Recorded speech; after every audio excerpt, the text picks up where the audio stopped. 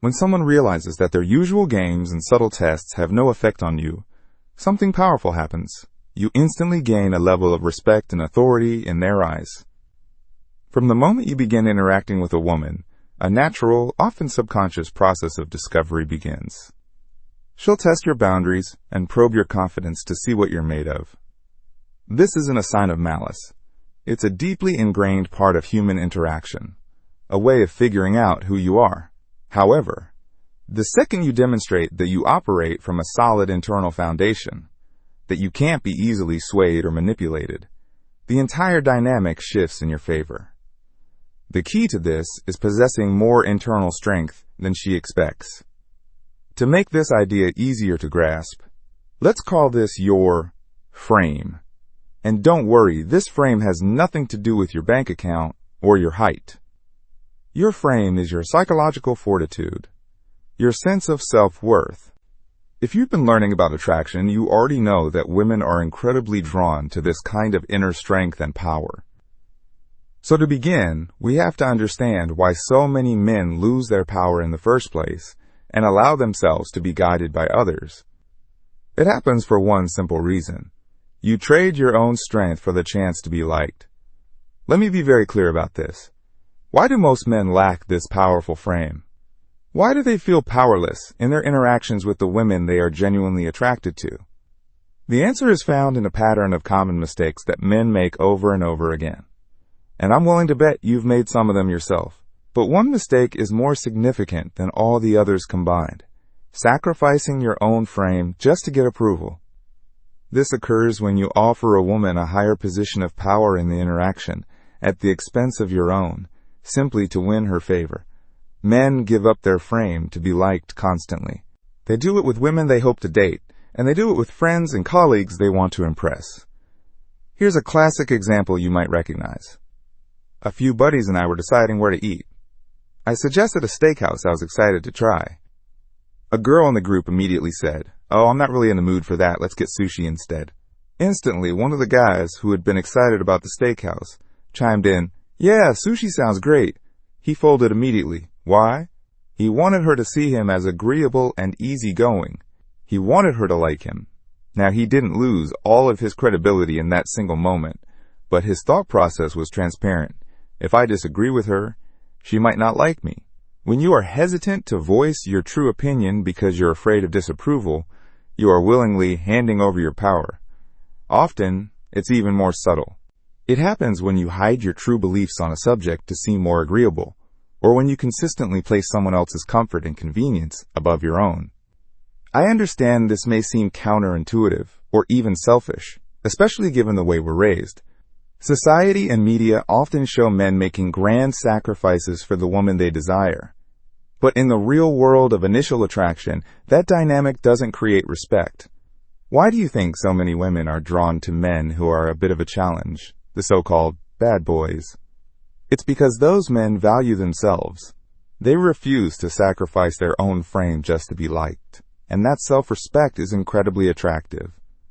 So now that you understand why you might be losing power and inadvertently giving a woman the opportunity to lead you, how can you reverse this?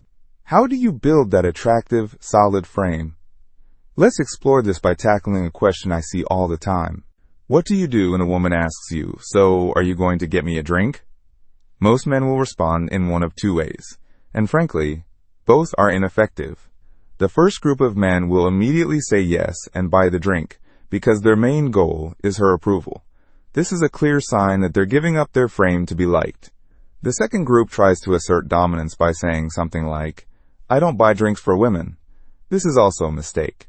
It comes across as overly defensive and shows you're trying way too hard to prove yourself, which actually communicates lower value.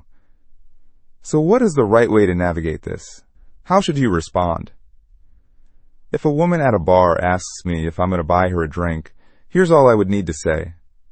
"I'd like that. Let's find a comfortable spot to sit and talk for a bit, and then I'll go grab us some drinks." What you're doing here is not rejecting her, but you are setting a condition that creates a genuine connection. You're asking for a small investment from her in return for what you're offering. You didn't say, "No way, you buy me one." A man with a strong frame wouldn't say that. A man with a strong frame assumes the woman is already interested in him. She's showing interest, so of course you want to get her a drink. But you'll invite her to contribute to the interaction as well. If she's willing to do that, then you're happy to lead the way. A man with a weaker frame, however, doesn't care if he invests any effort. He just wants her approval. That is the fundamental difference. As you're getting to know a woman, she is picking up on these signals very quickly. She's observing how you carry yourself and, most importantly, how you react to her. This brings us to the first practical technique. Never let a woman issue you commands.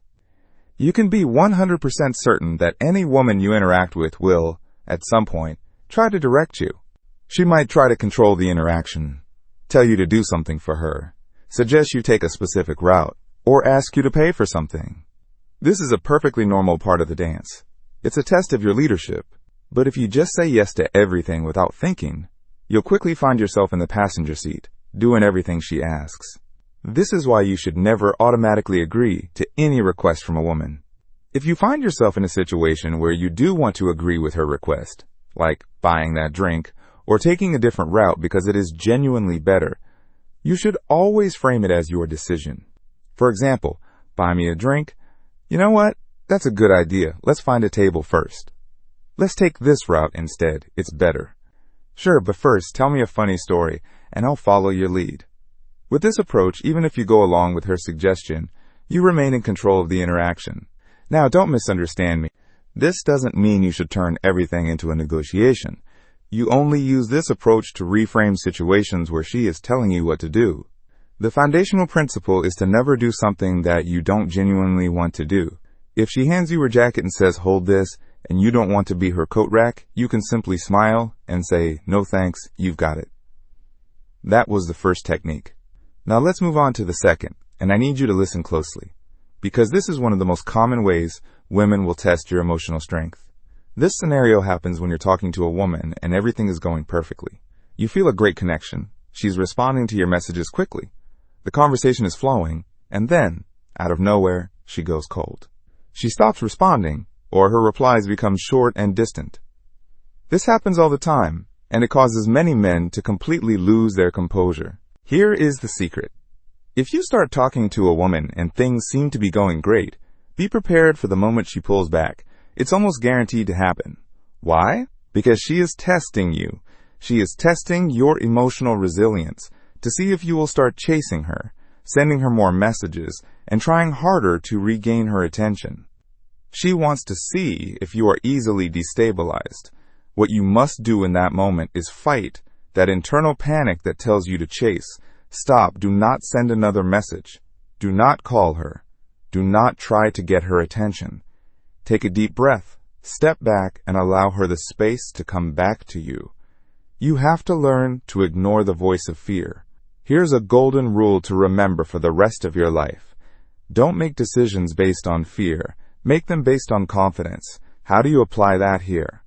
If a woman suddenly pulls away for no apparent reason, and you immediately start chasing her, you have listened to the voice of fear. You are afraid of losing her, afraid you did something wrong. And ironically, by acting on that fear, you demonstrate neediness, and you will likely lose her. But if you listen to the voice of confidence, you'll tell yourself, "We had a great connection. I'm sure she's just busy. She'll reach out again when she's free." Finally, you have to learn to understand the hidden communication. Pay close attention, because this is a secret that most men never learn about women. When you're interacting with a woman, you need to recognize that you are primarily dealing with her emotional reality, not her logical one. You aren't just talking to her rational mind, and because of this, the words she says do not always represent the full truth. If you take every word she says literally, you will set yourself up for manipulation and confusion. So how do you handle this? How do you interpret the unspoken messages? The answer lies in a simple truth that most men ignore. Actions speak louder than words. If you truly want to understand a woman, all you need to do is pay attention to what she does, not just what she says. Her behavior will always reveal her true interest level. So always focus on her actions. If a woman says she prefers men who are clean-shaven, but she's enthusiastically dating a guy with a beard, it means she doesn't mind beards. If she says she doesn't like you but continues to find reasons to talk to you and be around you, it means she probably does like you but doesn't want to show her cards. After all, if she genuinely didn't like you, why would she keep interacting with you? As you can see, it's actually very simple. Whenever you see a conflict between what a woman says and what she does, always trust her actions. Getting tangled up in her words will leave you confused and frustrated every single time. So watch her behavior, not her words, and you'll start to see what's really going on beneath the surface.